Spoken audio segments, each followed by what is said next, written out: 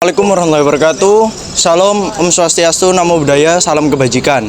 Pada hari ini kami akan menjelaskan tentang apa itu laicite dan apakah laicite dapat diterapkan di Indonesia atau tidak. Namun sebelum itu, alangkah baiknya kami memperkenalkan diri kami terlebih dahulu. Mulai dari saya sendiri, nama saya adalah Rizky Putra Dharma Uratama. Saya Firanda Widyasari. Saya Reina Firanda Alfia Putri Akhira. Saya Naya Bilkis Azakia. Laicite adalah prinsip yang memisahkan antara urusan negara dan urusan agama. Prinsip ini membuat orang-orang bebas untuk meyakini dan menjalankan agama apapun atau tidak sama sekali. Prinsip ini biasa juga disebut dengan sekularisme. Laicite secara tegas memisahkan urusan kenegaraan dengan segala hal yang berurusan dengan agama, tempat ibadah, pembiayaan operasional sebuah agama, dan apapun yang berkaitan dengan agama tidak akan dikelola oleh negara. Sekularisme Prancis memiliki sejarah yang panjang. Pada tahun 1789, para revolusioner menggulingkan Ancien Regime yang termasuk gereja Katolik. Selama Republik Ketiga dan Kekaisaran Kedua, sekularisme adalah ideologi yang sangat penting. Undang-Undang Prancis tahun 1905 tentang misan gereja dan negara yang tidak berlaku di Alsace dan Moselle menentukan kebijakan pemerintah Prancis selama 100 tahun. Laicite telah digunakan sejak akhir abad ke-19 untuk menggambarkan kebebasan lembaga publik dari pengaruh gereja Katolik, tetapi sekarang juga mencakup gerakan keagamaan lainnya. Kata laik dalam Prancis berasal dari bahasa Latin laicus yang merupakan serapan dari laikos dari bahasa Yunani. Sejak akhir abad ke-19, istilah laicite telah digunakan dalam konteks proses sekularisasi di antara negara-negara yang masih di bawah pengaruh gereja Katolik. Ini berarti bahwa lembaga publik, terutama sekolah dasar, tidak lagi dipengaruhi oleh gereja. Dalam revolusi Prancis, sekularisme muncul untuk pertama kalinya. Penghapusan Ancien Regime pada Agustus 1789 diikuti dengan penghapusan hak-hak istimewa keagamaan dan penegasan prinsip-prinsip universal seperti kebebasan berpendapat dan kesetaraan hak yang dinyatakan dalam Deklarasi Hak Asasi Manusia dan Warga Negara tahun 1789. 4 Oktober 1958 adalah tanggal pembukaan konstitusi di mana Deklarasi Hak Asasi Manusia dan Warga Negara ditulis. Salah satunya adalah pasal 10 dari deklarasi yang menyatakan tidak seorang pun harus khawatir tentang pendapatnya, bahkan agama, asalkan manifestasinya tidak mengganggu ketertiban umum yang ditetapkan oleh hukum. Sejak Undang-Undang tanggal 28 Maret 1882 dan 30 Oktober 1886, pendidikan publik menjadi sekuler dan menetapkan pengajaran moral dan kewarganegaraan sebagai pengganti program dan pengajaran moral agama. Pada tahun 1800-an, Undang-Undang sekularisasi secara bertahap memisahkan negara dari ikatan sejarahnya dengan gereja Katolik. Ini menciptakan nilai-nilai sosial politik baru yang didasarkan pada prinsip universalisme republik. Proses ini terjadi selama gerakan modernitas yang lebih besar dan mendorong rakyat Prancis untuk mendefinisikan kembali dasar-dasar politik dan sosial, termasuk kekuasaan eksekutif, legislatif, dan yudikatif. Republik Ketiga secara khusus mengorganisir kembali sistem sekolah dengan menetapkan pendidikan publik, sekuler, dan pendidikan wajib. Undang-undang ini dilengkapi dengan Undang-Undang Goblet yang dibuat pada tahun 1886 tentang organisasi pendidikan dasar, di mana pasal 17 menyatakan bahwa staf sekuler berhak atas pendidikan di sekolah umum. Undang-Undang Pemisahan Gereja dan Negara yang mendorong sekularisasi mencapai puncaknya pada tahun 1905. Meskipun laicite telah digunakan selama abad ke-19, Prancis tidak sepenuhnya memisahkan gereja dan negara hingga tahun 1905 ketika undang-undang yang memisahkan gereja dan negara disahkan. Undang-undang ini melarang negara untuk mengakui atau mendanai agama apapun. Karena laicite tidak didefinisikan dalam teks Undang-Undang tahun 1905, pengertian laicite sebagai prinsip hukum masih dipertanyakan. Baru pada Konstitusi Republik Keempat Prancis tahun 1946, istilah tersebut disebutkan secara eksplisit sebagai prinsip konstitusional yang memiliki konsekuensi hukum, tetapi tidak dijelaskan lebih lanjut. Bangunan keagamaan di Prancis yang dibangun sebelum tahun 1905 dimiliki oleh Dewan Kota. Saat ini mereka bertanggung jawab untuk menjaga bangunan-bangunan tersebut, tetapi mereka tidak dapat memberikan subsidi kepada organisasi keagamaan yang menggunakannya. Salah satu ide utama dalam konstitusi Prancis adalah sekularisme. Pasal 1 menyatakan bahwa Prancis adalah sebuah republik sekuler. Sejumlah kebijakan di Prancis melindungi kebebasan beragama, terutama pada Undang-Undang tahun 1905. Pemerintahan Prancis tidak boleh mengakui agama apapun kecuali hukum warisan seperti hukum lokal al-Mosque dan hukum pendeta militer. Namun, pemerintah mengakui organisasi keagamaan berdasarkan standar hukum formal yang tidak membahas doktrin agama. Meskipun tidak dilarang, para pemimpin politik Prancis menahan diri untuk tidak membuat pernyataan agama. Sebagian besar orang percaya bahwa agama tidak cocok untuk diperdebatkan politik yang beralasan. Para politisi tidak diizinkan untuk mempertikaikan agama apapun, dan mereka diharapkan untuk membedakan keyakinan agama apapun dari argumentasi politik mereka.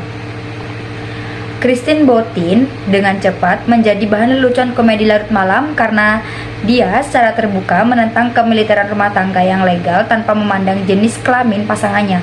Banyak orang mempercayai bahwa menjadi bijaksana dengan agama adalah bagian penting dari menjadi orang Prancis. Ini sering menyebabkan konflik dengan beberapa imigran non-Kristen, terutama dengan sebagian besar populasi muslim Prancis. Oleh karena itu, ada perdebatan tentang larangan berpakaian atau penampilan keagamaan apapun yang ditampilkan oleh individu di sekolah umum. Larangan ini mulai berlaku di Prancis pada tahun 2004. Dimulai dengan Undang-Undang tahun 1905, pemisahan ketat antara gereja dan negara telah berkembang menjadi apa yang beberapa pemimpin agama anggap sebagai bentuk kebenaran politik yang membawa agama ke dalam suatu urusan publik menjadi hal yang sangat tabu. Pada awalnya, mantan Presiden Nicolas Sarkozy mengkritik metode ini sebagai laïcité negatif dan ingin menciptakan laïcité positif yang mengakui distribusi agama terhadap budaya, sejarah, dan masyarakat Prancis, membiarkan agama terlibat dalam wacana publik, dan memberikan subsidi pemerintah untuk kelompok-kelompok berbasis agama. Sarkozy melihat agama-agama besar Prancis membantu masyarakat Prancis. Pada bulan Desember 2007, ia mengunjungi Pope. Di sana, ia mengakui sejarah Kristen Prancis dan menekankan pentingnya kebebasan berpikir dan bahwa iman harus kembali ke ruang publik. Pope Benedict XVI mengakui laïcité yang sehat pada 12 September 2008, sejalan dengan pendapat Sarkozy bahwa laïcité harus tetap dihormati. Berikut adalah pendapat dari beberapa narasumber mengenai apakah hukum agama lebih tinggi atau lebih rendah dari hukum negara, ataukah kedudukan keduanya setara.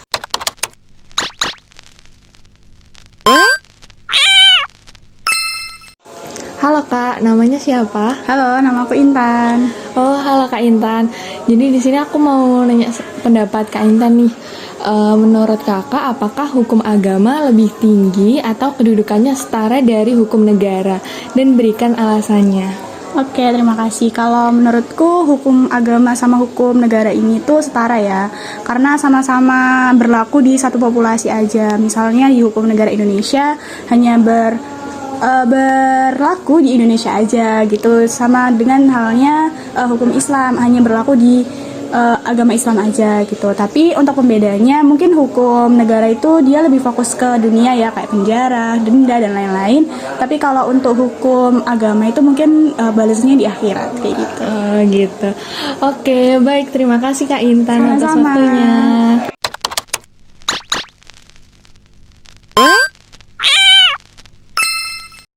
Baik, di sini saya akan mewawancarai salah satu mahasiswi dari Universitas Islam Negeri Surabaya. Dengan siapa? Ya, perkenalkan, nama saya Kudrotika. Saya mahasiswi dari Universitas Islam Negeri Sunan Ampel, Surabaya. Baik, di sini saya akan memberikan pertanyaan. Apakah menurut Anda hukum agama lebih tinggi atau lebih rendah, atau keduanya itu setara? Kalau menurut saya sendiri itu hukum agama dan hukum negara itu setara, karena hukum agama dan hukum negara itu memiliki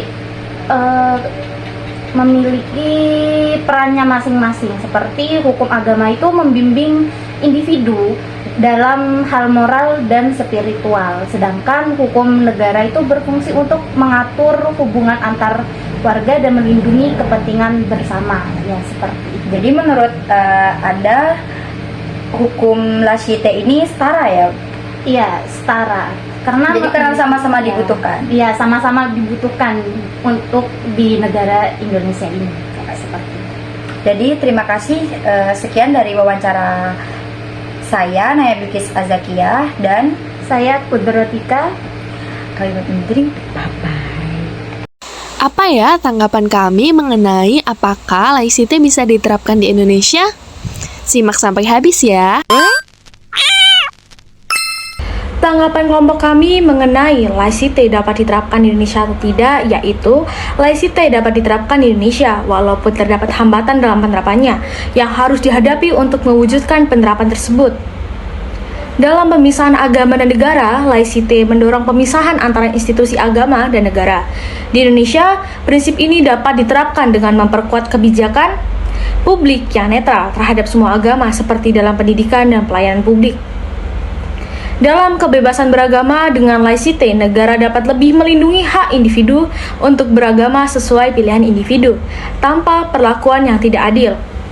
Hal ini penting dalam konteks keberagaman agama di Indonesia. Contoh praktisnya, beberapa daerah di Indonesia telah menerapkan kebijakan inklusif, yaitu memastikan akses setara bagi semua kelompok masyarakat untuk mengurangi diskriminasi. Seperti keterlibatan berbagai pemuka agama dalam pengambilan keputusan, menunjukkan bahwa penerapan prinsip ini bisa dilakukan dan diterima oleh masyarakat. Hambatan dalam penerapan laicite di Indonesia, yang pertama, keanekaragaman agama. Di Indonesia memiliki beragam agama dan tradisi yang kuat di setiap daerah. Penerapan laicite harus sensitif terhadap nilai-nilai daerah agar tidak memicu konflik. Yang kedua, perlawanan sosial. Adanya kemungkinan perlawanan dari kelompok-kelompok yang menentang pemisahan agama dan negara yang bisa memperumit penerapan laicite di Indonesia. Tapi dengan adanya hambatan tidak menutup kemungkinan laicite tidak dapat diterapkan di Indonesia. Laicite tetap dapat diterapkan di Indonesia dengan lebih berhati-hati, dapat guna menciptakan masyarakat yang lebih toleran.